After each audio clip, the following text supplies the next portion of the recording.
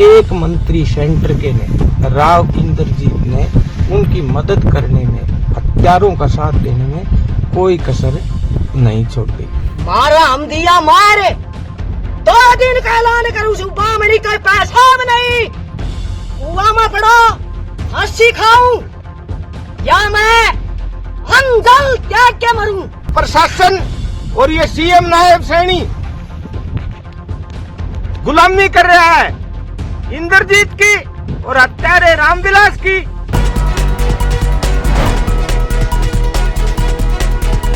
दोस्तों नमस्कार, मैं संजय मकबूर मौजूद है देश रोजाना के डिजिटल मीडिया मंच पर।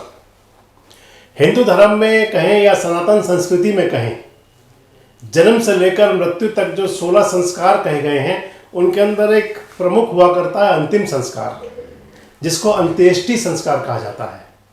यानी कि किसी की मृत्यु के बाद में उसको जो पंचतत्व में विलीन किया जाता है, सनातन संस्कृति के अंदर जिसे अंतिम संस्कार या दाह संस्कार कहा जाता है। माना जाता है कि उसके बिना सभी संस्कार पूरे नहीं होते। लेकिन महेंद्रगढ़ के 26 वर्षीय युवक जिसने 26 दिन पहले अपनी जान दे दी थी, खुदकुशी कर ली थी, उन 26 वर्षीय मोहित अभी तक भी अपने अंतिम संस्कार के इंतजार में है। मोर्चरी के अंदर मोहित का शव रखा हुआ है पोस्टमार्टम होने के बाद, और आज 26 दिन हो गए।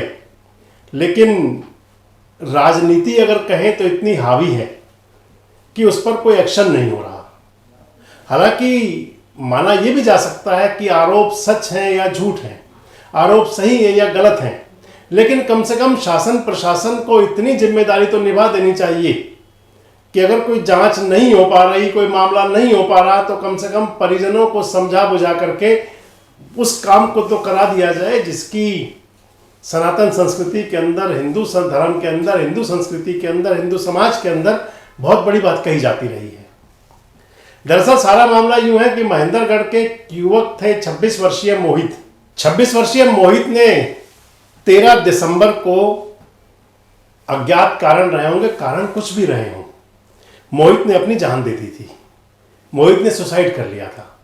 और मोहित ने जो खुदकुशी की, जो अपनी जान दी, उसके पीछे मोहित के परिवारजनों का, खासकर उनकी माता का, उनके पिता का कहना है कि भारतीय जनता पार्टी के बड़े नेता और वहाँ के पूर्व मंत्री पंडित रामविलास शर्मा की कथित रूप से प्रताड़ना से परेशान होकर के, तंग होकर के मोहित ने अपनी जान दी। मोहित के पिता कैलाश चंद शर्मा और मोहित की मां और उनके जो स्वजन हैं, परिजन हैं, नाते कुटुंबदार हैं, वो धरना प्रदर्शन कर रहे हैं, आंदोलन कर रहे हैं और मांग कर रहे हैं। अब इस बीच में मोहित की मां कह रही है कि अगर न्याय नहीं मिला, अगर एफआईआर नहीं हुई, एक्शन नहीं हुआ, तो फिर वो भी अपने घर बार को छोड़ करके जंगलों में चले जाएंगे, वनवास ले लेंगे, और या उनको भी अपनी जान देनी पड़ेगी। अब सबसे महत्वपूर्ण बात दोस्तों आ जाती है कि आखिर इस सारे मामले में है क्या और इस मामले के पीछे कारण क्या है। इस बात की तह में जाने के लिए आपको चलना पड़ेगा आज से लगभग 3-3.5 महीने पूर्व पर भी, जब हरियाणा के अंदर विधानसभा चुनाव का ऐलान हुआ था। आपको ध्यान होगा कि अब की बार पंडित रामविलास शर्मा का विधानसभा चुनाव के लिए भारतीय जनता पार्टी की तरफ से टिकट कट गया था। और आपको वो भी ध्यान होगा कि उस समय पर हरियाणा के चीफ सेक्रेटरी की तरफ से, सीएस की तरफ से एक पत्र काफ़ी वायरल हुआ था। वो पत्र लिखा गया था पुलिस को, और उसके अंदर कहा गया था कि जो कैलाश चंद शर्मा है, कैलाश चंद शर्मा, उनकी धर्मपत्नी और उनके बेटे जो मृतक मोहित, इस मामले में कहा गया था कि एफआईआर की जाए पंडित रामविलास शर्मा के खिलाफ। मामला यूं था कि कैलाश चंद शर्मा ने विभिन्न अलग अलग प्लेटफॉर्म्स पर जाकर, अलग अलग मंचों पर जाकर के रामविलास शर्मा पर आरोप लगाए थे किसी कई प्रकार के गबन के। कैलाश चंद शर्मा के रामविलास शर्मा पर, पंडित रामविलास शर्मा जी पर आरोप थे। उनका कहना है कि उनके साथ में करोड़ों रुपए का उनका जो उनके साथ जो किया गया, किसी प्रकार का व्यवहार था, लेन देन था, जो भी कुछ रहा होगा, और उस सब के अंदर उनको करोड़ों रुपए का नुकसान हुआ। और इसके साथ साथ ही ये भी कहा गया कि उनसे वो सारी राशि अलग अलग समय पर पंडित रामविलास शर्मा ने ले ली या उनकी तरफ से ले ली गई। इस सारे मामले को लेकर के तब भी हंगामा हुआ था, उस समय भी बात चली थी, और आदेश हुए थे सीएस के, चीफ सेक्रेटरी के, कि इसमें एफआईआर दर्ज की जाए, मामला दर्ज किया जाए। और आज अगर बात आ जाती है तो उसकी परिणति ये आ जाती है कि मोहित का सुसाइड का मामला सामने आता है। आप एक बार मोहित के पिता को सुनिए कैलाश चंद शर्मा क्या कह रहे हैं। रामविलास शर्मा उसके बेटे व उसके 6 आदमियों की वजह से सुसाइड किया था। उसकी डेड बॉडी को रखे हॉस्पिटल में आज 26वां दिन हो गया है। ये मेरे लड़के मोहित ने जो इस मंत्री के आदमियों और इसके अत्याचार के कारण अपने प्राण दिए थे, वो तो मेरे लड़के का हत्यारा है। लेकिन अब एक मंत्री सेंटर के ने, राव इंद्रजीत ने, उनकी मदद करने में, हत्यारों का साथ देने में कोई कसर नहीं छोड़ी। इतने टॉर्चर हुए, इन्होंने टॉर्चर किए और इसने इंद्रजीत ने उनका मदद करने में कोई कसर नहीं छोड़ी। इंद्रजीत मेरा तो हुए कांगा, इंद्रजीत न तो अपने परिवार का है, न पूरे हीरवाल क्षेत्र का है, न कांसी चुनसी का है। प्रशासन और ये सीएम नायब श्रेणी गुलामी कर रहा है इंद्रजीत की और हत्यारे रामविलास की। कहीं ये रामविलास और इंद्रजीत ग्रुप तेरी कुर्सी नहीं गिरा दे। मारा हम दिया मारे 2 दिन का ऐलान करूं सुबह मणि कोई पैसा नहीं, कुआं में पड़ो फांसी खाऊं या मैं अंगल त्याग के मरूंगी मैं। मने कोई परवाह नहीं, कोई नहीं रोक सका मने। और घोर अनर्थ होगा इस धरती पर। तो इस सारे मामले को लेकर के अब जो मोहित के स्वजन है, परिजन है, कुटुंबजन है, माता पिता हैं, वो आरोप लगा रहे हैं। वो कह रहे हैं कि सरकार प्रेशर में है, दबाव में है।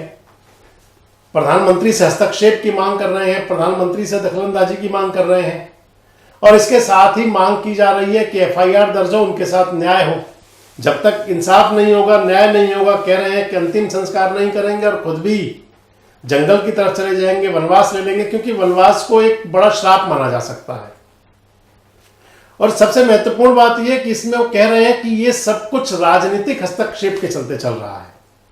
हालांकि कैलाश चंद शर्मा जो कह रहे हैं उन बातों में कितनी सच्चाई है, कितनी नहीं। मोहित की खुदकुशी का कारण क्या है, रामविलास शर्मा पर जो आरोप लगा रहे हैं वो कहां तक कोई सच है, उनके पीछे कोई तथ्य है और या फिर वो तथ्यहीन है। चीफ सेक्रेटरी की जो चिट्ठी जारी हुई थी उसके पीछे पुलिस ने या स्थानीय पुलिस ने या फिर प्रदेश की जो पुलिस की मुख्य शाखाएं हैं उन्होंने उस पर क्या संज्ञान लिया था, किस आधार पर वो चिट्ठी जारी की गई थी मुख्य सचिव द्वारा, ये बहुत सारी बातें ऐसी हैं कि जिन पर पड़ताल का विषय है। लेकिन एक बात जरूर है दोस्तों कि इन सारे जो घटना चक्र है और या ये सारी जो बातें आप कह सकते हैं, इन सबके पीछे एक 26 वर्षीय युवक जिसकी जान जा चुकी है, जिनकी मौत हो चुकी है, जिनके शव का पोस्टमार्टम हो चुका है और 26 दिन से वो शव इंतजार कर रहा है अपने अंतिम संस्कार का। और जो मर्यादाएं हैं, परंपराएं हैं, वो कहीं दम तोड़ रही हैं। होना तो ये चाहिए कि अगर कम से कम परिवार को समझा बुझा करके या किसी भी प्रकार से हस्तक्षेप, प्रशासनिक और सरकारी हस्तक्षेप हो करके उस शव का अंतिम संस्कार समय रहते किया जाए। आपको क्या लगता है कि सबके पीछे आखिर क्या कारण हो सकता है?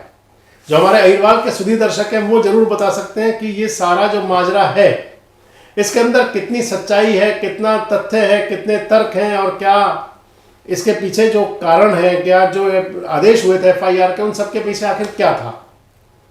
सबसे महत्वपूर्ण बात है कि आप भी समझते हैं कि मर्यादाओं का पालन होते हुए कम से कम सरकार को और प्रशासन को इसमें हस्तक्षेप करना चाहिए ताकि जो दिवंगत का शव है उसका समय रहते अंतिम संस्कार हो। और आपको क्या लगता है कि क्या इस सारे मामले की आज तक जांच हुई नहीं या जांच होनी चाहिए? जो आरोप लगे हैं क्या उनके अंदर, क्योंकि रामविलास शर्मा बहुत बड़े वरिष्ठ सीनियर नेता रहे हैं और जो आरोप लगा रहे हैं वो भी किसी बात पर, किसी बिना पर आरोप लगा रहे हैं, क्या उनकी जांच नहीं होनी चाहिए? कमेंट्स बॉक्स में जरूर बताएं। जुड़े रहें हमारे साथ, देखते रहें देश रोजाना। हमारे साथ जुड़े रहने के लिए सब्सक्राइब करें देश रोजाना के YouTube चैनल को और नई वीडियो की नोटिफिकेशन पाने के लिए बेल आइकन जरूर दबाएं। अगर आप ये वीडियो Facebook या Instagram पर देख रहे हैं तो पेज को लाइक और फॉलो जरूर करें और ज्यादा से ज्यादा शेयर करें।